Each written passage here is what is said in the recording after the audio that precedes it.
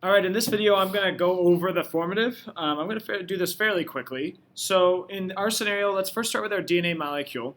The dotted line right here between the A and the T, that's bonding our two strands together. That's our hydrogen bond. Right? E right here, since it's circling kind of the C, this shape, and this shape, that's going to be our nucleotide. And our nucleotide is going to be made out of, well, B is going to be the sugar, or you could have just said deoxyribose, or actually it was deoxyribose sugar. And then the black part is going to be our phosphate group. We know the difference between these because the sugar is always attached to the base pair, or what we would also call the nitrogenous base. All right.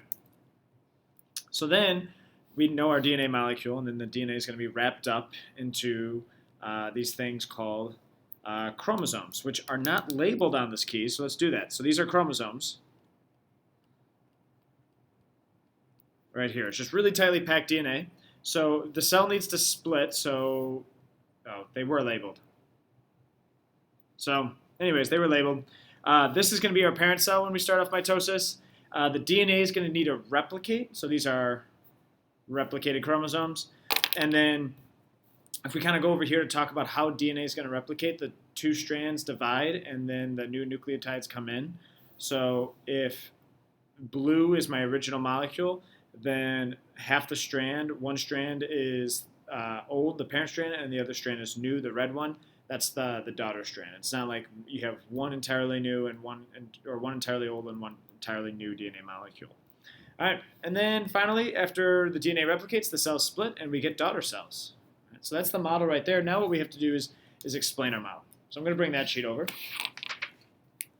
All right, and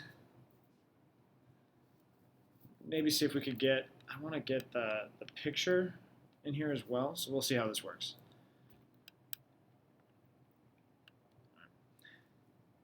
So let's just describe how one cell becomes two using these terms right here. So I started off by just saying, hey, mitosis. And by the way, you may have said stuff a little bit differently than me. That's okay, as long as it's accurate and you're using these terms. So mitosis starts off with a parent cell, right?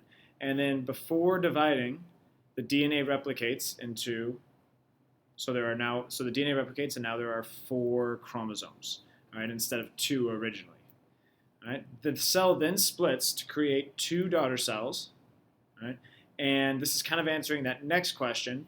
Right? Are the resulting cells identical, different, or half different? And they are going to be identical cells to each other. Right? So then, why is that important?